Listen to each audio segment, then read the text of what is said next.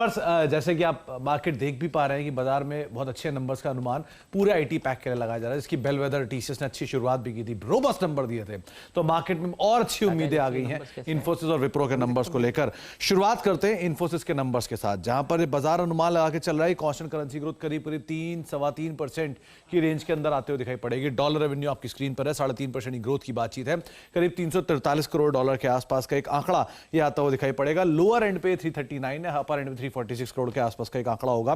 Revenues के हिसाब से 25,695 करोड़ ये एक मोर लेस आंकड़ा है, यानी करीब करीब आप ये मान के चलिए 5-5.5 करोड़ रुपए के आसपास का एक पैट रहेगा। 5,51 करोड़ रुपए की रेंज में करीब 4.5% के आसपास की ग्रोथ की बातचीत यहां पर की जा रही है।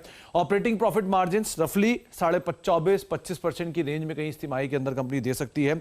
2-3 चीजें बहुत क्रूशियल है, एक वेज हाइक, उसके बाद टीसीएस के जो नंबर थे उन्होंने वेज हाइक के बावजूद भी अपने मार्जिन को बहुत अच्छा रखा था, तो अब यहां पर वेज हाइक के बाद मार्जिन इसी तरह के रहते हैं कि नहीं, या 25% से ऊपर आते हैं कि नहीं, ये पहली चीज को बाजार देखेगा। दूसरा, कंपनी की डैमलर डील जो कि एक माइलस्टोन थी पिछले क्वार्टर के अंदर, वो डील का इंपैक्ट इस क्वार्टर में आ रहा है या अगले क्वार्टर के अंदर आएगा, ये एक और बड़ा पार्ट है। अगर वो इस क्वार्टर में आ रहा है तो नंबर कहीं ज्यादा बेहतर होते हुए दिखाई पड़ेंगे।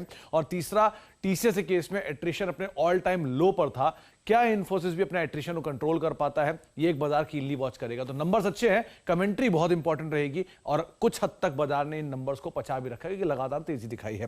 विप्रो के केस में एक बाजार में अनुमान है करीब करीब 3-3.25% के आसपास ही कांस्टेंट करेंसी ग्रोथ यहां पर आते हुए दिखाई पड़ेगी। 207, 208, ये कहीं 205, ये कहीं डॉलर रेवेन्यू रहेगा। 3-3.25% की बढ़त यहां देखने को मिल सकती है। रुपी फ्रंट पे 15,413, 15,414 ये एक रेवेन्यूज, रुपी रेवेन्यूज आने का अनुमान है। और मुनाफे फ्रंट पर भी करीब 2570 करोड़ रुपए के आसपास का एक मुनाफा कंपनी पोस्ट कर सकती है इस तिमाही के अंदर।